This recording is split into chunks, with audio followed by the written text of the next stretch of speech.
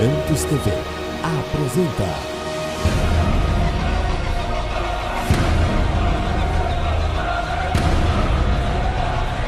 Mensagens que edificam.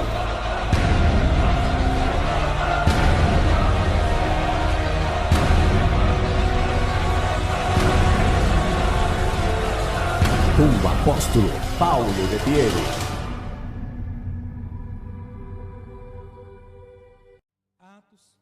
Capítulo 6. Quando você encontrar Atos 6, você diga aleluia. Eu creio que seja uma palavra muito interessante para esse dia, até porque nós acabamos de sair de um ciclo de cura da igreja. Nós fazemos de tempo em tempo a clínica da alma aqui na igreja, justamente para que haja cura da igreja. Por muito tempo nós ficamos dentro de um ensinamento de que a libertação de uma pessoa se dá quando se impõe as mãos e manda-se um espírito, um demônio embora, quando se manifestava. Mas na verdade, com o passar do tempo, Deus foi clareando coisas aos olhos de muitas pessoas. E nós temos entendido então que a cura parte de dentro para fora. Até porque muitas pessoas desciam as águas do batismo e elas caminhavam por anos, períodos da sua vida, sem que houvesse de fato uma plena mudança na vida delas. Mesmo confessando Jesus, mesmo se apoiando no texto de que as coisas velhas se passaram, eis que tudo se fez novo.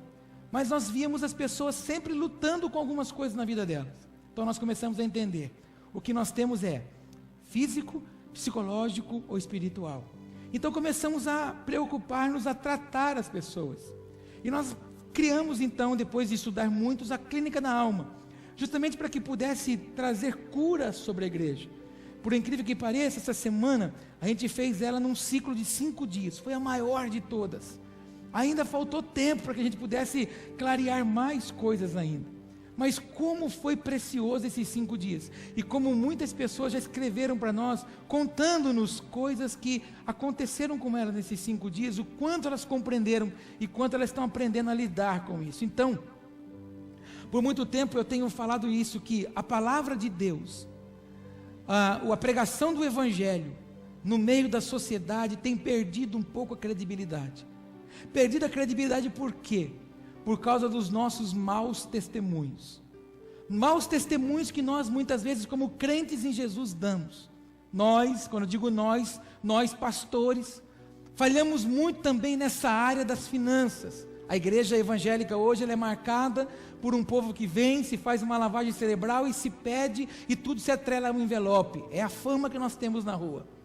Alguns olham para nós e falam que nós somos aqueles bitolados e que nós vemos demônios em tudo. Então, eu sei que a forma de pregar o evangelho hoje para muitas pessoas caiu-se em descrédito. Por muito tempo eu falo com os nossos pastores aqui que a única coisa que vai mudar, a única coisa que vai mostrar para as pessoas que Deus está presente em nós é o nosso testemunho. Repete isso comigo, o nosso testemunho. A nossa maneira de viver de fato vai mostrar para as pessoas de que vale a pena. Então por isso, nós devemos ser pessoas espiritualmente e emocionalmente tratadas. Não adianta nada eu ser uma pessoa religiosa, mas não ter as minhas emoções tratadas, que na hora da adversidade eu não sei agir ou reagir. Não adianta nada eu ser uma pessoa emocionalmente tratada, mas eu não tenho vínculo com o Senhor, eu não tenho experiências com Deus, eu não tenho marcas do Senhor na minha vida. Como o apóstolo Pedro falava, não, as marcas, o apóstolo Paulo, as marcas do meu apostolado eu trago no meu corpo, ou seja, por pregar a palavra, por viver ao Senhor. Então o Senhor precisa mover-se sobre nós com experiências palpáveis. Não com experiência que nós vivemos há muitos anos atrás, mas com experiência que nós tivemos agora, recentemente, de ontem, de agora há pouco, experiências essas, que eu possa chegar no Emerson, que eu possa chegar em qualquer pessoa para evangelizar, para falar do amor de Cristo para ela, dizendo, olha, vai acontecer com você porque Ele fez comigo, a cada dia Ele está fazendo comigo. Mas para isso, nós vamos olhar para um texto da igreja primitiva e ver algumas coisas tão simples, mas muito importantes, para nós nos dias de hoje, para que nós também nos tornemos referência para as pessoas nessa terra. Deus não precisa levantar mais modelos. O modelo que Deus tem chama Jesus Cristo de Nazaré. Diga isso comigo, o modelo de Deus é Jesus Cristo de Nazaré. Agora Ele precisa levantar exemplos. Pessoas, na verdade, que sejam como Paulo, não esse que te fala, mas o Paulo da Bíblia que diz: olha, sede os meus imitadores, porque eu imito a Cristo. O que nós estamos precisando é de homens e mulheres que tenham a impressão de Cristo em si, para também imprimir nas outras pessoas. Todos comigo? E como a gente acabou um ciclo de ministração, de cura, nós precisamos olhar para esse texto e meditar nele, e ver algumas coisas bem simples que esse texto tem para nós. Atos, capítulo 6, versículo 1. Ora, naqueles dias, crescendo o número dos discípulos, houve uma murmuração. Fala isso comigo, murmuração. Isso, murmuração dos gregos contra os hebreus, porque as suas viúvas eram desprezadas no ministério cotidiano. E os 12, convocando a multidão dos discípulos, disseram: não é razoável que nós deixemos a palavra de Deus e sirvamos as mesas. Não é razoável que nós deixemos a palavra de Deus e sirvamos as mesas. Escolhei, pois, irmãos dentre vós, 7 homens de boa reputação, cheios do Espírito Santo e de sabedoria, aos quais constituamos sobre este importante negócio. Diga comigo: constituamos sobre este importante negócio. Aqui na tradução do painel diz: encarreguemos deste serviço. É a mesma coisa. Versículo 4: mas nós perseveraremos na oração e no ministério da palavra. E este parecer contentou a toda a multidão, e elegeram Estevão, homem cheio de fé e do Espírito Santo, e Filipe, e Prócoro, e Nicanor, e Timão, e Parmenas, ou Pármenas, e Nicolau, prosélito de Antioquia. E os apresentaram ante os apóstolos, e estes, orando, lhes impuseram as mãos. E crescia a palavra de Deus em Jerusalém, se multiplicava muito o número dos discípulos. Diga isso comigo: e crescia a palavra de Deus, e se multiplicava muito o número dos discípulos. Isso, e grande parte dos sacerdotes obedecia à fé. Quem tem ouvidos para ouvir, diga glória a Deus. Texto lindo, conhecido de todos nós demos já uma olhada nele, já lemos, já ouvimos ministrações sobre ele, mas eu gostaria que você meditasse comigo algo aqui. Muitas pessoas, quando elas se chegam a Cristo, e elas são curadas, restauradas e libertas, elas se colocam à disposição para servir o reino. E quando nós falamos de servir o reino, nós não podemos olhar para isso de uma forma qualquer. Nós precisamos olhar para o reino e servir o reino com muito temor e com muita reverência, sabendo que eu, você, nós estamos rodeados de uma grande nuvem de testemunho. Todos os meus passos são observados por pessoas. Não sei se você já passou por situação assim, mas um dia você fez alguma coisa, um dia você falou alguma coisa, e alguém olhou para você e disse assim: você não pode fazer isso, ou você não pode falar isso. Aí elas logo emendam: porque você é crente.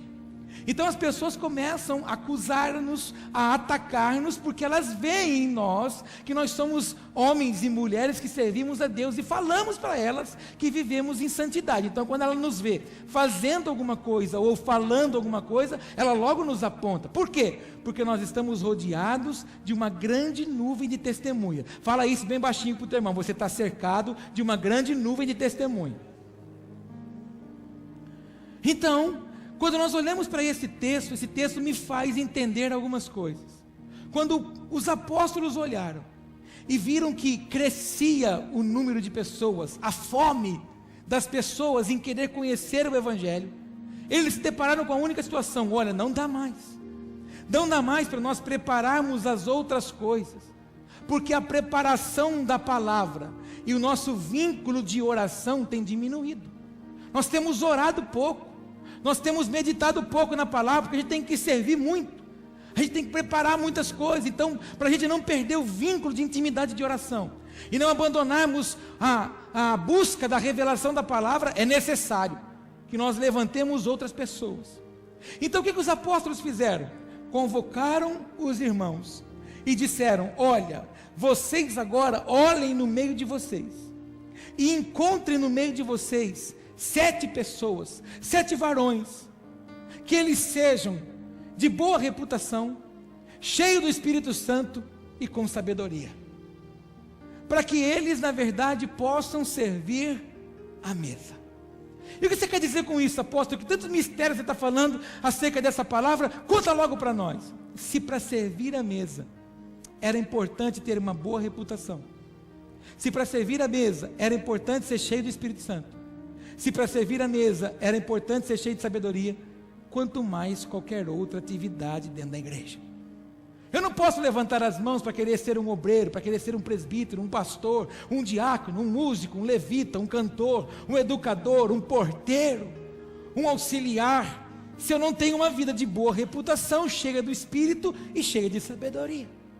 Se eu quiser ser uma pessoa que apenas troque o lixo do banheiro, eu preciso ter boa reputação, ser cheio do Espírito Santo e cheio de sabedoria. Era isso, na verdade, que os apóstolos estavam dizendo. Olha, as pessoas para servir no reino, elas têm que ter uma boa reputação. As pessoas para servir no reino, elas têm que ser cheias do Espírito Santo. As pessoas para servir no reino, elas têm que ser cheias de sabedoria. Para quê? Para poder saber resistir aos problemas que vão surgir no meio do reino. O texto que você leu comigo começa dizendo assim: ora, naqueles dias, crescendo o número dos discípulos, crescia muito. Houve o que? Murmuração. Fala isso comigo de novo, murmuração. Todo crescimento traz murmuração. E os gregos começaram a se levantar contra os hebreus. Eu preciso que você entenda que há 3 ciclos que a nossa mente pode sofrer: o ciclo da mente grega, da mente romana e da mente hebraica. A mente grega diz que eu posso, a mente romana diz que eu tenho, mas a mente hebraica diz eu sirvo, eu dependo. Então os gregos, na verdade, como eles achavam que eles podiam tudo, vestidos de muito conhecimento filosófico, eles começaram a murmurar contra aqueles que estavam servindo. E os que estavam servindo, na verdade, não fizeram outra coisa a não ser melhorar o serviço.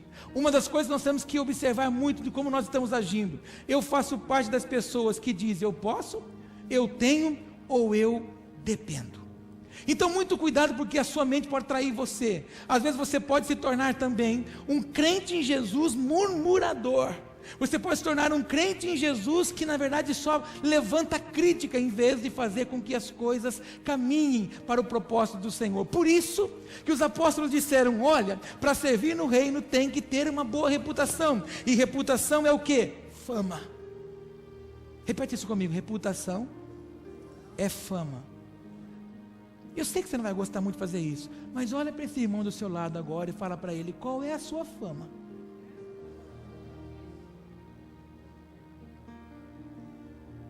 Se reputação é fama, qual é a fama que nós temos dentro da nossa casa? Qual é a fama que nós temos no nosso ciclo de amizade? Qual é a fama que nós temos no nosso ciclo de parentela? Qual é a fama que nós temos no nosso local de trabalho? Qual é a fama que nós temos lá no nosso bairro? Qual é a fama que nós temos na nossa vizinhança? Para os que são casados, qual é a fama que você tem com a sua esposa e com o teu esposo? Com os teus filhos? Você, filho, qual é a fama que você tem com seu pai, com a sua mãe? Qual é a sua fama?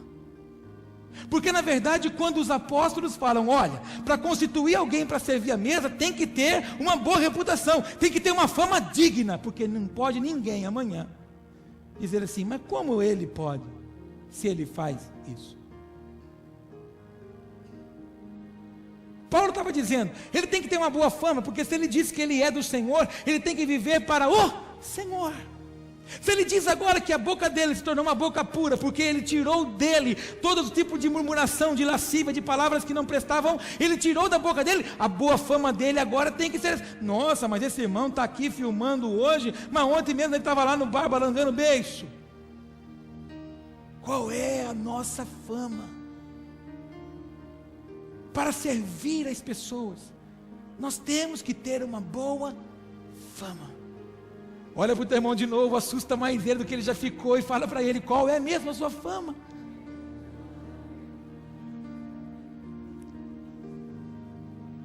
Boa reputação é fama. Aí ele disse assim: olha, além de ter uma boa reputação, de ter uma boa fama, eles têm que na verdade ser cheios do Espírito Santo. Fala isso comigo: cheio do Espírito Santo. É o dom que nos permite discernir qual o melhor, falam e vivem segundo o querer do Senhor. Quantos aqui são cheios do Espírito Santo? quem é cheio do Espírito Santo vivem e falam segundo o que o Senhor quer.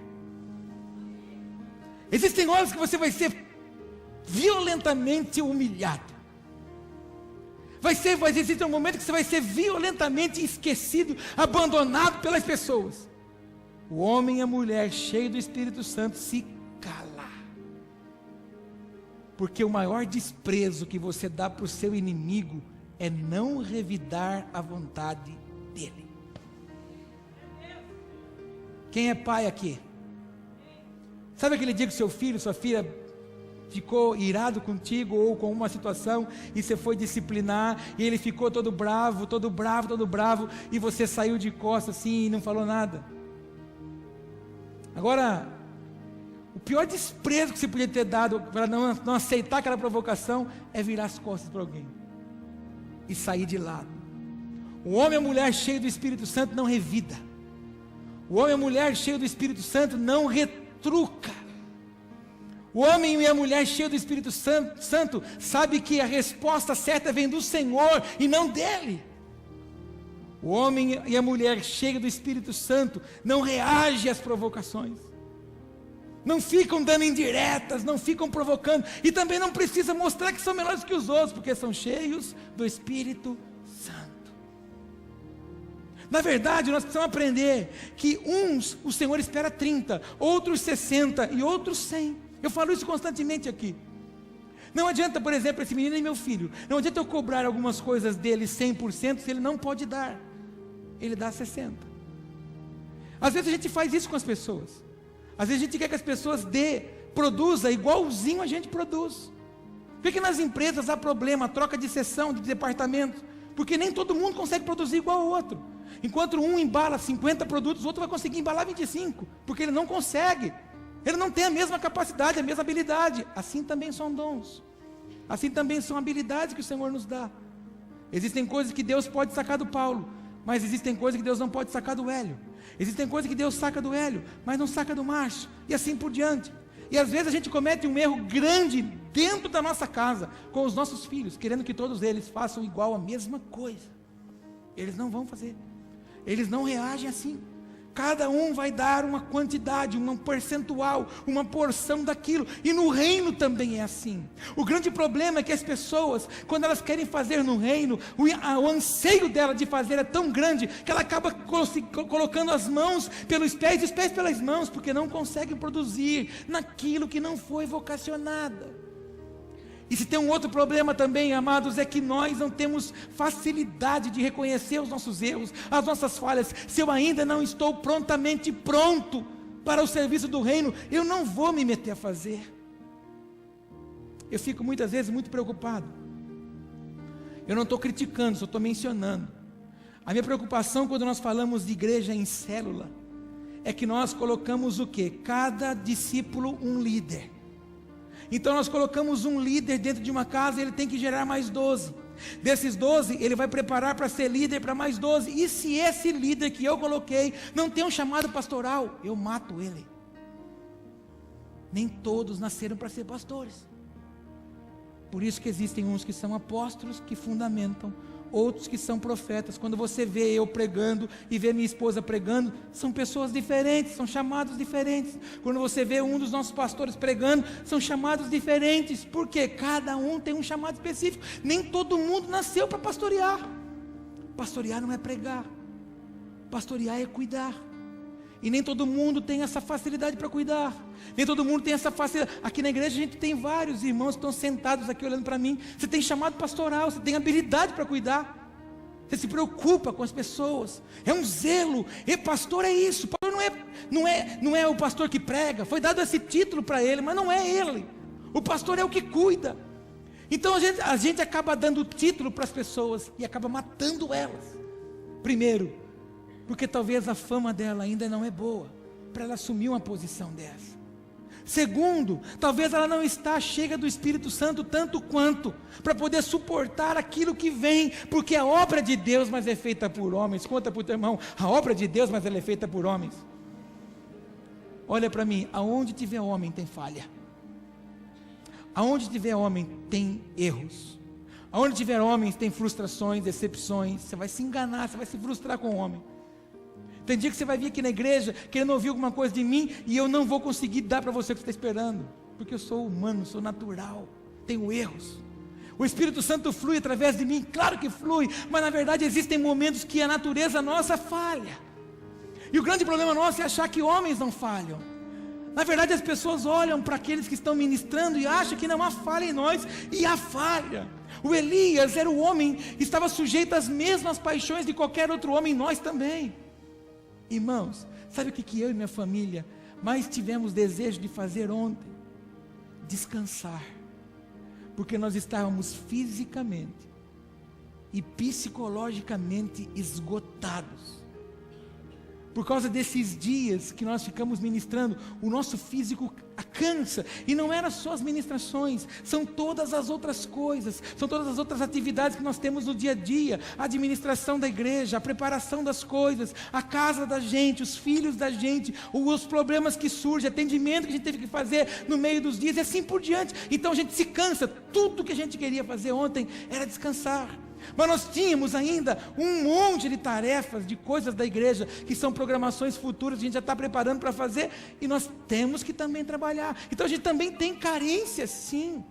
Tudo que eu queria estar agora, era lá em casa, deitado no meu colchão tailandês igual o seu, e estar abraçadinho naquele edredom, o ventilador ligado para ficar mais fresquinho, descansando.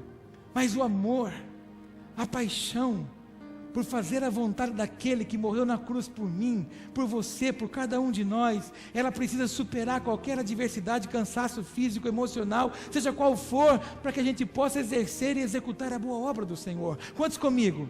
Então existem alguns que são colocados para o serviço, mas não estão prontos. Por isso que eu não tenho pressa, aqui na igreja, de pôr as mãos na cabeça de ninguém, de derramar o azeite. A gente tem observado vários irmãos aqui. A gente tem observado vários aqui. A gente dá uma coisa para um fazer, para ver como é que vai agir, como é que vai reagir. A gente prova uma aqui para ver como é que vai se comportar. A gente dá uma durinha aqui para ver se esse irmão vai ser porco espinho ou vai ser servo. Porque tem gente que quando você dá uma chamadinha nele, ele se revela quem ele é. Há um ditado que diz por aí: se você quiser conhecer uma pessoa, dê poderes para ela. Eu discordo dele. Se você quiser conhecer uma pessoa, tire poderes dela. Aí você vai ver o que ela vai falar de você. Aí ela vai falar que você é isso, aquilo outro. Tira dela. Você que tem cargo em trabalho, em empresa, você que exerce autoridade em pessoas, tira uma pessoa de uma função e coloca ela numa função um pouco mais rasa, para você ver como é que ela vai se comportar. Até o semblante dela muda. Que ela vai se sentir desprestigiada, ela não está pronta para receber coisas maiores.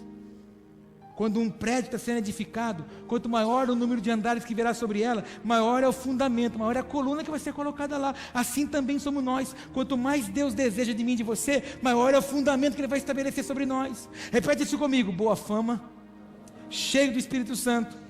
Fala para o teu irmão agora: e cheio de sabedoria. Sabedoria é o dom que nos permite discernir qual o melhor caminho a seguir, a melhor atitude a adotar nos diferentes contextos que a vida nos apresenta.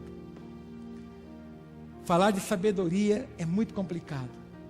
E quando nós falamos de sabedoria, a gente usa muito o exemplo do Salomão. E às vezes quando a gente fala do exemplo do Salomão, a gente fala assim: puxa, mas até eu faria isso. Meu Deus, a gente não faria. Na escola da Bíblia a gente fala muito sobre o Salomão aqui. O Salomão, quando está diante de duas mulheres que dizem as duas que são mães da mesma criança, o Salomão tinha que decidir. Então qual foi a decisão dele? Espera um pouquinho, não tinha DNA na época. Então o Salomão disse o quê? Bom, vamos fazer o seguinte: já que as duas dizem que são mães, vamos cortar a criança no meio, e a gente dá metade para cada uma. A mãe verdadeira disse: não, por favor, dê o filho para ela. Ele disse: então pega, porque o filho é seu. Porque a mãe que é mãe não quer jamais que seu filho morra. Aí você fala assim: ah, apóstolo, mas até eu faria. Não faria. Porque para nós, por coisas tão pequenas, nos falta sabedoria. Quantas vezes a situação bem pequenininha surgiu diante de você, que era só você pensar e organizar, você perdeu a estribeira. Alguns descem do salto, outros sobem. Alguns rodam a baiana, dá um show, um espetáculo, por coisa pequena. Como é que você reage, por exemplo, na sua casa, quando você não acha uma coisa sua? Como você está falando, apóstolo? Eu não entendi. Quando você deixa uma coisa aqui, você vai procurar e você não acha, como é que você reage lá? Não, eu procuro. Procuro assim, ó. Sem nenhum problema, assim, eu sou muito zen, assim, só não cai a casa, o resto cai tudo. Faltou sabedoria. Simples.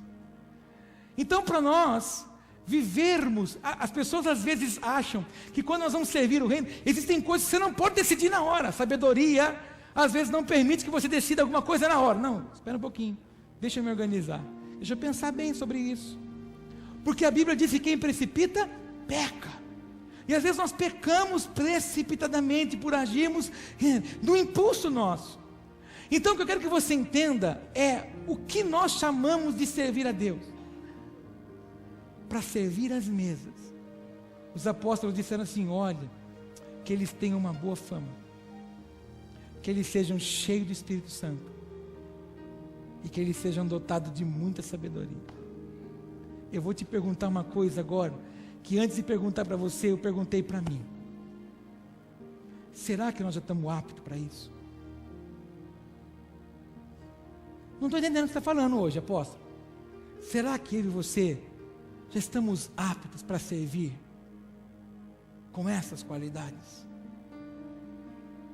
Se nós não estamos, o que nós estamos esperando? Porque a fama não é os outros que mudam, somos nós que alteramos. É uma decisão nossa. Ser cheio do Espírito Santo não é os outros que fazem, sou eu que busco. Sabedoria não é ninguém que pode me dar e nem quantos livros eu leio. Sabedoria vem de Deus, segundo aquilo que eu desejo. Salomão disse: Senhor, não quero nada, só quero sabedoria. E às vezes, eu e você, porque estamos pressionados por uma conta para pagar, estamos pressionados por uma situação com um parente ou com um vizinho, com uma situação lá do nosso trabalho, com algum problema de enfermidade, a gente começa a levantar clamores e faz até campanha a Deus. Sobe monte, desce monte, acorda madrugada, estabelece jejum, mas para boa reputação, mas para ser cheio do Espírito Santo e cheio de sabedoria, poucos de nós se atentam. Poucos de nós damos preocupação para isso. E se você começar a ler o texto, você vai começar a entender o que isso aconteceu quando eles encontraram esses homens. O último versículo que eu li, que é o versículo de número 7, diz assim: e crescia a palavra de Deus, e em Jerusalém se multiplicava muito o número de discípulos. Por quê? Porque os homens que serviam a mesa estavam tão preocupados, estavam tão voltados com as coisas do Senhor, que crescia ainda muito mais. O crescimento do reino de Deus em Jaú não está só na figura do Paulo, está na figura de um corpo. Fala isso comigo, na figura de um corpo. E os que estavam aqui na clínica vão se lembrar, nós somos membros de um corpo. Se todos os membros estiverem ligados no mesmo propósito, nós estabeleceremos o projeto do Pai. Então o crescimento de uma igreja, o crescimento do reino de Deus numa cidade, depende de um corpo sadio, sarado, curado, desejoso de ter uma boa fama, cheio do Espírito Santo e cheio de sabedoria. E os apóstolos disseram ainda: não, nós vamos perseverar na oração e no ministério da palavra. Por quê? A oração que nos liga ao Senhor e a palavra que traz a nós a revelação. Eu queria convidar você nessa manhã, que você fizesse hoje uma oração sincera ao Senhor, dizendo para Ele: Pai, eu não sei o que as pessoas pensam de mim, eu não sei o que as pessoas imaginam de mim, mas eu quero, Senhor, que a minha vida seja um exemplo para as outras. Eu quero, Deus, sair daqui hoje certo de que eu nasci para ser um canal de bênção na vida de alguém.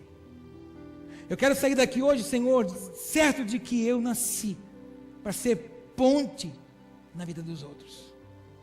Eu nasci, Senhor, para ser elo na vida das pessoas. Elo é como corrente, que se juntam e se tornam cada vez mais fortes, e cada vez mais resistentes, e cada vez alcançam ainda muito mais. Senhor, eu quero sair daqui hoje, certo de que se eu não tiver o Espírito Santo sobre a minha vida, se eu não tiver o Espírito Santo como o Senhor, o governador da minha vida, não adianta eu querer converter a cidade de Jaú inteira, se nem na minha casa eu ainda exerci. Eu tenho uma palavra muito chata para falar agora para você, posso ou não? Muitos de nós não conquistamos a nossa casa por causa da nossa própria fama. A gente é crente na igreja, a gente é crente quando nos convém, a gente às vezes se comporta como crente quando a gente está na prova, mas em casa a gente continua sendo o mesmo praguejador ainda, o mesmo maledicente, o mesmo teimoso, teimosa, o mesmo emburrado, emburrada, o mesmo malcriado, malcriada. A gente continua o mesmo. Contador de história, de mentira, de fofoca, a gente continua o mesmo. Nossa fama em casa, na parentela, na vizinhança é a mesma. Você já teve pessoas que olhou para você e falou assim para você: meu Deus, o que aconteceu com você? Eu contei para você outro dia, estava na rua, parado com o carro, meu filho e minha filha junto comigo, minha esposa tinha entrado num estabelecimento para pegar algo, passou um amigo meu de anos atrás, que se formou comigo, e na faculdade o pessoal me chamava de Paulão, não sei porquê, e aí ele passou na rua e olhou, Paulão, eu falei, e aí? Paulão, cara, quanto tempo a gente não se vê, cara, e não sei o quê, cara, mas como você está diferente, meu? O que aconteceu com você, cara? Parece que tem seu rosto diferente. Não, é que eu emagreci, cara. Eu emagreci, fiz. Não sei, cara. Tem um negócio diferente. Você está fazendo o que da vida agora? Eu falei, agora eu cuido das coisas do meu pai. Seu pai, tem que empresa que seu pai tem? Eu falei, não. É o pai do céu, eu sou pastor. Não. Isso não pode ser, Paulão. Então, cara, você está diferente. Paulão, você é pastor. Eu queria que você tivesse essas experiências também. Eu queria que seus familiares olhassem para você e falassem assim para você: eu não estou te entendendo mais. A gente brigava com você, você partia para cima, agora você é manso, para bater no seco, você não fala nada. Nossa, por dar um tapa na sua cara, você fala, dá outra aqui. O que é isso que aconteceu com você? Aí você vai olhar para ela e vai dizer assim: eu sou cheio do Espírito Santo. E quando se é cheio do Espírito Santo, altera a má fama. Porque normalmente Deus vai sempre usar os ex. Fala isso para o teu irmão. Normalmente Deus sempre vai usar os ex. Os ex-feridos, os ex-ladrão, os ex-bandidos, os ex-cachaceiros, os ex-drogados. Deus usa esses ex. Ex que não queria ser nada. Ele usa os ex. Porque Deus não usa quem quer. Deus só usa quem não quer. Esse irmão do seu lado, ele precisa ouvir isso. Fala para ele: Deus só usa quem não quer. Porque a maior parte de vocês, ou quase todos que estão aqui, poucos aqui acho que nasceram em berço cristão mesmo, e alguns que nasceram desviou ainda, mas muitos de vós disseram assim um dia: eu nunca entrarei numa igreja evangélica. Essa cambada de loucos só grita, você que mais fala aleluia hoje. Eu fui um deles. Eu passava na frente das igrejas, eu contei para você, eu passava na frente das igrejas e gritava: seus loucos.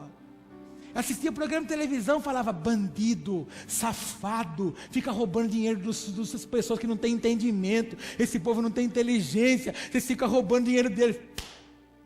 Deus falou: pego você, gordinho, pode deixar comigo.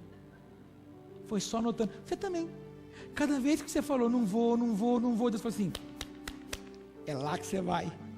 E tudo que você fala assim, ó, não vou fazer, eu posso fazer outra coisa da igreja, mas isso eu não vou fazer, é lá que você vai.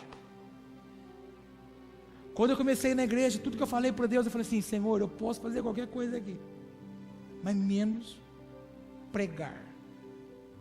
Porque primeiro, Senhor, que eu não suporto essas coisas. Eu tenho dificuldade, Senhor, para me expressar na frente das pessoas. Me soa a mão, me dá dor de barriga. Senhor, qualquer coisa. Primeira coisa que eu fiz na igreja, quando eu me converti, não.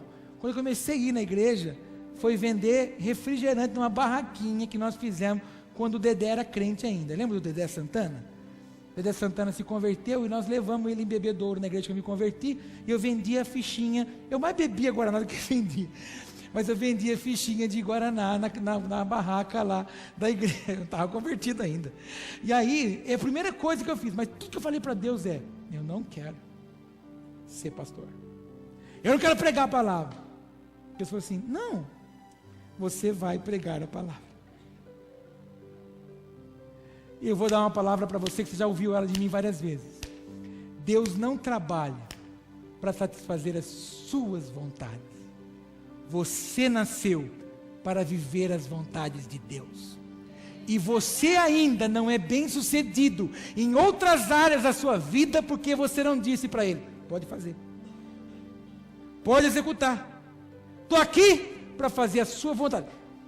Enquanto você fica assim: Senhor, enquanto o Senhor não fizer isso, Senhor, eu não vou fazer isso. Ele fala assim: então enquanto você não fizer, eu também não faço. Eu preciso dar uma palavra boa para você hoje, para a gente acabar. Fala aleluia. Se não for do jeito de Deus, grita na orelha desse irmão: do seu não vai ser. Fala para ele. Quando eu era mais recente convertido, cada dia eu cresço um pouquinho mais em Deus. Mas quando eu era iniciante na fé, eu comprei argila um dia para meu filho fazer um trabalho na escola. Aí Deus falou assim para mim: pega um pedacinho dessa argila, senta ali, vamos conversar. Aí eu peguei um pedacinho de argila e fiquei. Aí ele falou assim: faz um hominho. Aí fiz mais magrinho, né? Porque gordinho sempre se imagina mais magrinho, então eu fiz mais magrinho. A hora que eu fiz o hominho, ele falou assim: amassa o hominho. Eu amassei o hominho. Ele falou assim eu faço com você. Sou eu que sou o olheiro, Paulo. Você é o barro. Você não fala, se obedece. Porque os meus pensamentos são maiores do que o seu. Os meus caminhos são muito mais elevados do que o seu, Paulo. Eu disse: pois é, né, Senhor? Aí você está falando assim: é verdade, né?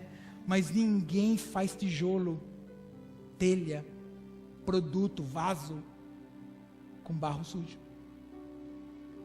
Primeiro tem que tirar a sujeira do barro. Essa é a hora dura. Tem alguém que é barro aqui? Os outros não são?